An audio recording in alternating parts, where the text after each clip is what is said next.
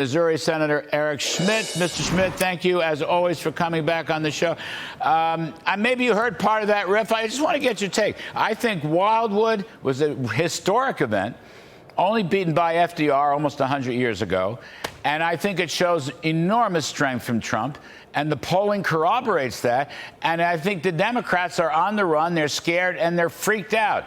Now, you've been around for quite some time, sir. What do you think about this story?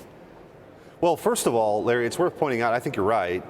Nobody in modern political history draws the crowds at these rallies like President Trump does. And I think it represents pent-up demand, even in a place like New Jersey, right? The frustration that people see with the Biden agenda, and as they compare it now to what they experienced, more prosperity and a closed border, energy dominance under President Trump. So all that stuff's coming in full view, and I think there's a danger sometimes with polling in that it gives you sort of a snapshot in time. But what you really want to look for is the trajectory. And the trajectory for President Trump continues to climb. And that's a very good thing for the country, and including in those battleground states where it's going to matter the most. I think the good news here is President Trump has, sort of supercharged this multi-ethnic working class party that the Republican Party is right now, and it's growing. You see that base growing, and people are excited about it, and they've made their mind up about Joe Biden. He's been a disaster. Senator, talk about the polling. I'm just going to bet that Trump's numbers are always underreported in these polls. A lot of people do not want to say they're going to be for Trump, for various reasons. It's not cool to be for Trump. Actually, it's getting to be very cool for Trump. 100,000 people went to the beach for it. But I'm just saying, and I think he's going to do better in the Great Lakes states than people think. I really do. I know it's basically a toss-up up there. He's got a slight lead in a couple of them. But I think it's underreported. I think that's the history. All Republicans are underreported, right? It's just not cool to be a Republican, and even not cool to be for Trump.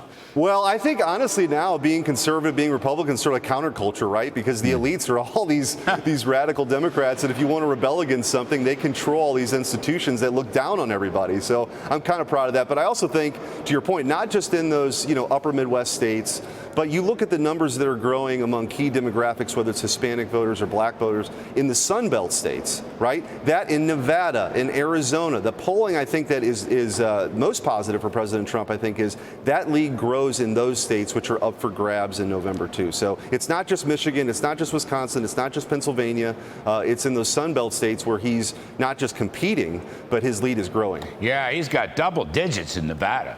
You got double digits in Georgia. That's really very interesting to me. Senator Schmitt, you tried to stop all this crazy COVID spending. This is state and local spending. It's funny. You tried to stop it on the floor. I had been riffing about it earlier this week, or maybe it was last week. I don't know.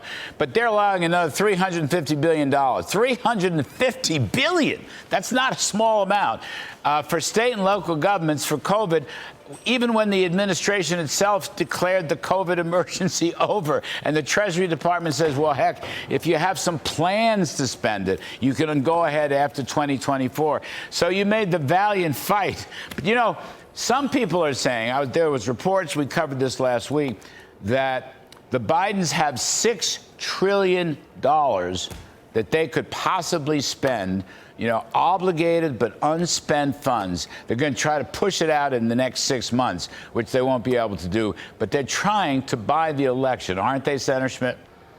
Well, you saw that very clearly, Larry, with the student loan debt forgiveness scam. Yes. When I was AG, we brought the lawsuit that saved taxpayers $500 billion, $500 billion that saved. But now he's picking away at it. He's trying to, again, buy votes, to your point. But it's not working. The truth of the matter is, for those younger voters that maybe he thinks he's buying off with that debt forgiveness, it's twice as expensive as it was just a couple of years ago to buy a home. Yeah. People are getting priced out of the market because interest rates, of course, are chasing inflation, and inflation's representative of this runaway spending. We tried to stop some of it yesterday, but the Democrats were in lockstep to continue to allow, outside of the existing law, just because Treasury wanted to change a rule, to allow them to keep spending on a COVID emergency that doesn't exist anymore. Literally, it's been over for years. The Democrats even declared it over a year ago after most Americans had moved on, but they want to spend. They don't know how to turn that spigot off. We need some adults in the room. We're $35 trillion in debt, Larry. You talk about this. We're spending spending $1 trillion on the interest now. That's more than we spend on our military. It's unsustainable.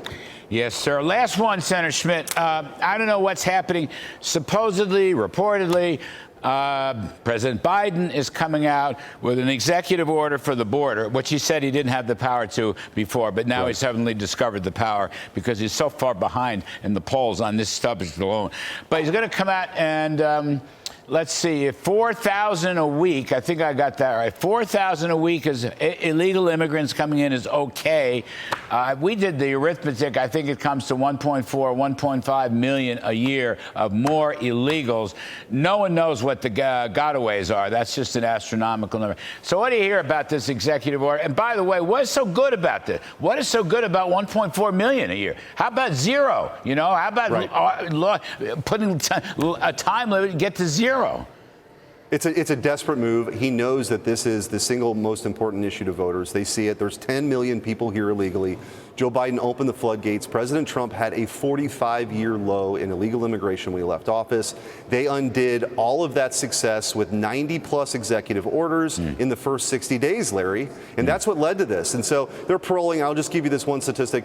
We were paroling about 5,000 people a year under President Trump. They're doing over 1 million a year. Wow. 1 million a year. Totally just, obfuscating all of the immigration laws we have on the books right now. They're not serious. They're for open borders. It's a census play, and it's been a disaster for the country. Yeah, polling 1 million a year for assault. That's incredible. I didn't know it. Good stat.